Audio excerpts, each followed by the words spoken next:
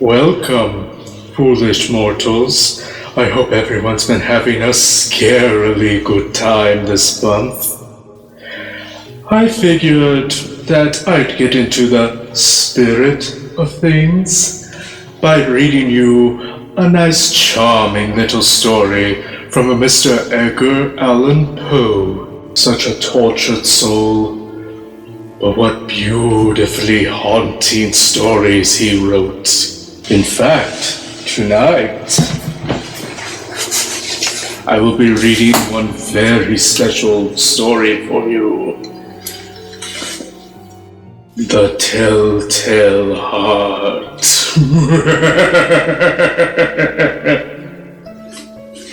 True, nervous, very dreadfully nervous I had been and am. But why will you say that I am mad?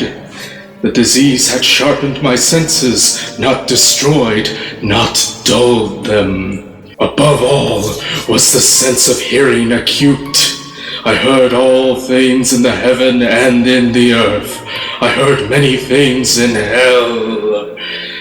How then am I mad? Hearken and observe how healthfully, how calmly I can tell you the whole story. It is impossible to say how first the idea entered my brain, but once conceived, it haunted me day and night. Object there was none, passion there was none. I loved the old man. He had never wronged me. He had never given me insult. For his gold I had no desire. I think it was his eye. Yes, it was this. One of his eyes resembled that of a vulture, a pale blue eye with a film over it. Whenever it fell upon me, my blood ran cold, and so by degrees, very gradually, I made up my mind to take the life of the old man, and thus rid myself of the eye forever. Now, this is the point. You fancy me mad. Madmen know nothing.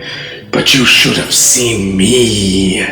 You should have seen how wisely I proceeded, with that caution, with that foresight, with that dissimulation. I went to work. I was never kinder to the old man than during the week before. I killed him. And every night, about midnight, I turned the latch of his door and opened it. Oh, so gently. And then, when I had made an opening sufficient for my head, I put in a dark lantern, all closed, so that no light shone out, and then I thrust in my head. Oh, you would have laughed to see how cunningly I thrusted it in. I moved it slowly, very slowly, so that I might not disturb the old man's sleep. It took me an hour to place my whole head within the opening, so far that I could see him as he lay upon his bed. Ha! Would a madman have been so wise as this? And then, when my head was well in the room, I undid the lantern cautiously, oh so cautiously, for the hinges creaked. I undid it just so much that a single thin ray fell upon the vulture eye. I undid it just so much that a single thin ray fell upon the vulture eye. And this I did for 7 long nights, every night just at midnight. But I found the eye always closed, and so it was impossible to do the work, for it was not the old man that vexed me, but his evil eye. Every morning, when the day broke, I boldly went into the chamber and spoke courageously to him, calling him by name in a hearty tone, and inquiring how he had passed the night. So you see, he would have been a very profound old man indeed, to suspect that every night, just at 12, I looked upon him while he slept. Upon the 8th night, I was more than usually cautious in opening the door. A watch's minute hand moved more quickly than did mine. Never before that night had I felt the extent of my own powers, of my sagacity. I could scarcely contain my feelings of triumph. To think that there I was, opening the door, little by little, and he not even to dream of my secret deeds or thoughts. I fairly cluckled at the idea, and perhaps he heard me, for he moved on the bed suddenly, as if startled. Now you may think that I drew back, but no. His room was as black as pitch with the thick darkness, for the shutters were close fastened through fear of robbers. And so I knew that he could not see the opening of the door, and I kept pushing it on steadily. I had my head in and was about to open the lantern when my thumb slipped upon the tin fastening, and the old man sprang up in bed crying out, "Who's there?" I kept quite still and said nothing. For a whole hour I did not move a muscle. And in the meantime I did not hear him lie down. He was still sitting up in the bed listening, just as I have done, night after night, hearkening to the death watches in the wall. Presently I heard a slight groan, and I knew it was the groan of mortal terror. It was not a groan of pain or of grief. Oh no! It was the low, stifled sound that arises from the bottom of the soul when overcharged with awe.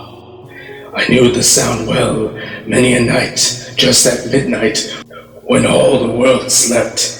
It has welled up from my own bosom, deepening with its dreadful echo the terrors that distracted me.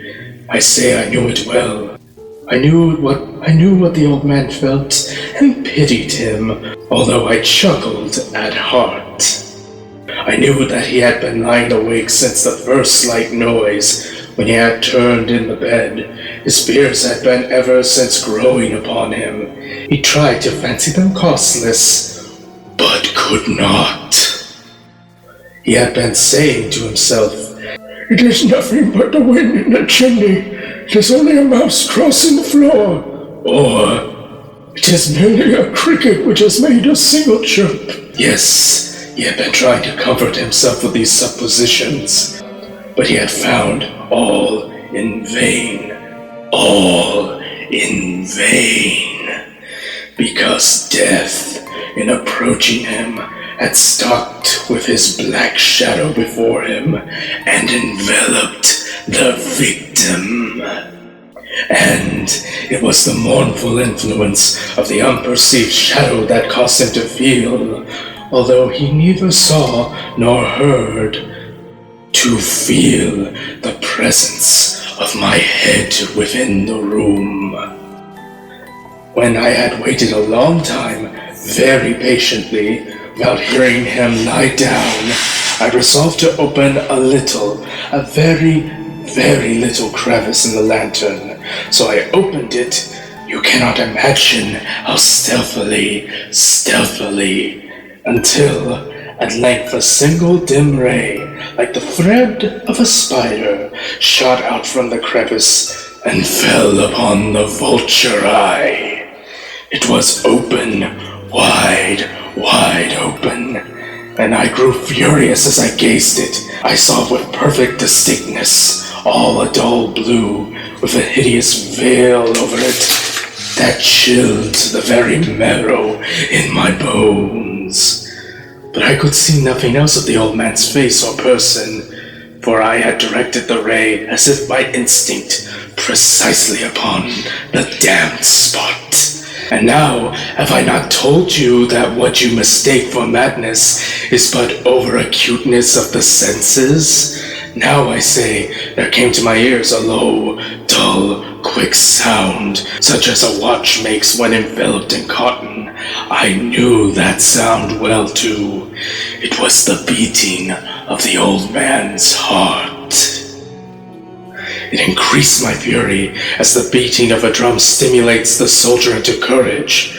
But even yet, I refrained and kept still. I scarcely breathed. I held the lantern motionless. I tried how steadily I could to maintain the ray upon the eye. Meantime, the hellish tattoo of the heart increased. It grew quicker and quicker and louder every instant. The old man's terror must have been extreme. It grew louder, I say, louder every moment. Have you marked me well? I have told you that I am nervous, so I am. And now, at the dead hour of the night, amid the dreadful silence of that old house, so strange a noise as this excited me to uncontrollable terror. Yet, for some minutes longer, I refrained and stood still, but the beating grew louder. I thought the heart must burst. And now a new anxiety seized me. The sound would be heard by a neighbor. The old man's hour had come. With a loud yell, I threw open the lantern and leaped into the room. He shrieked once only.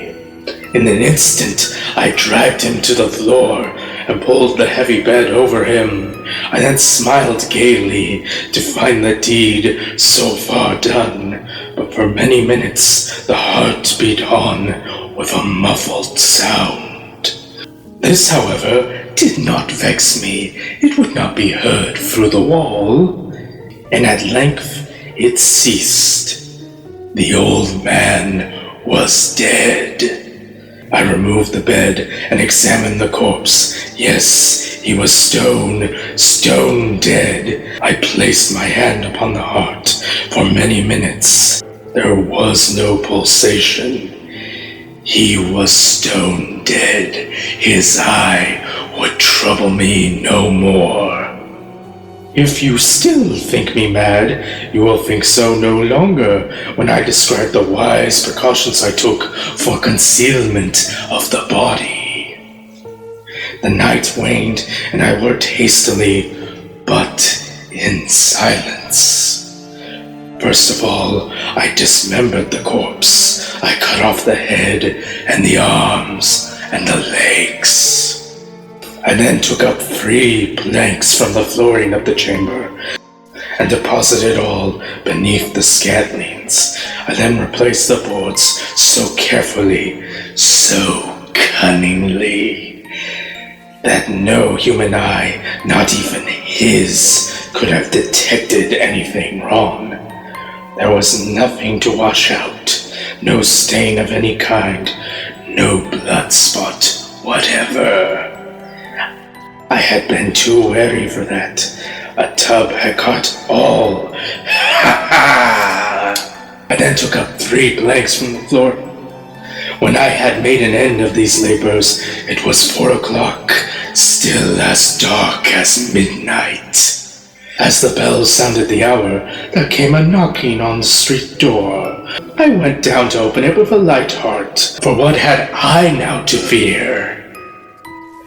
There entered 3 men, who introduced themselves with perfect suavity as officers of the police. A shriek had been heard by the neighbor during the night.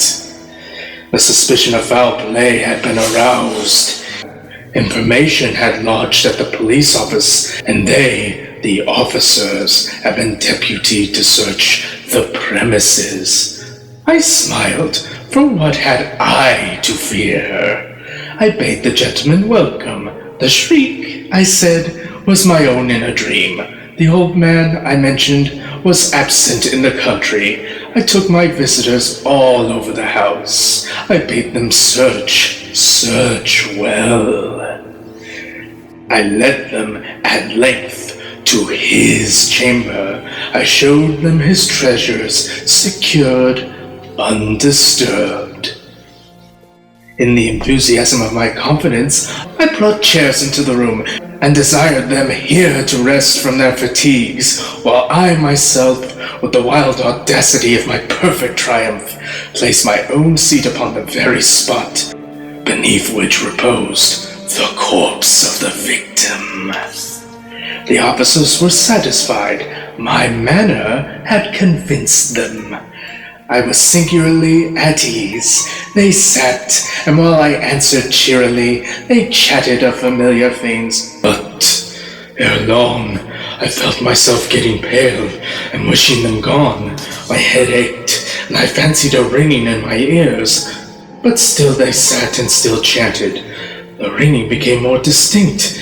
It continued and became more distinct. I talked more freely to get rid of the feeling, but it continued and gained definiteness until, at length, I found that the noise was not within my ears.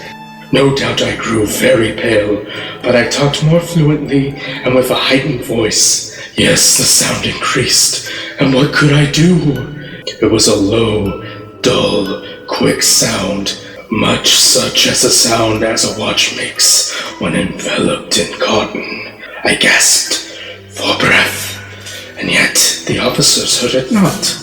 I talked more quickly, more vehemently, but the noise steadily increased. I arose and argued about trifles in a high key and with violent gesticulations, but the noise steadily increased. Why would they not be gone?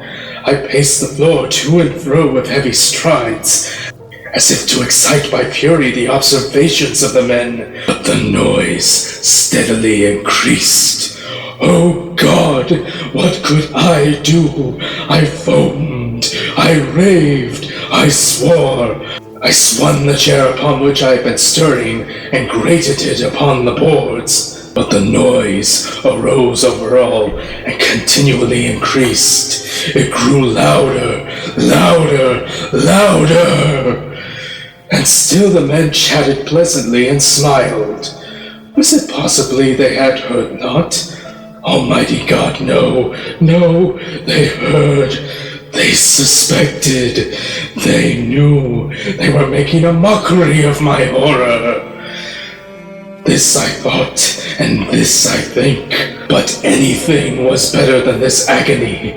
Anything was more tolerable than this derision. I could bear their hypocritical smiles no longer. I felt that I must scream or die. And now, again, hark! Louder! Louder! Louder! Louder! Villains! I shrieked. Dissemble me no more! I admit the deed! Tear up the planks! Here, here is the beating of his hideous heart! I hope you all enjoyed yourselves with that charming story. And I hope you have pleasant dreams.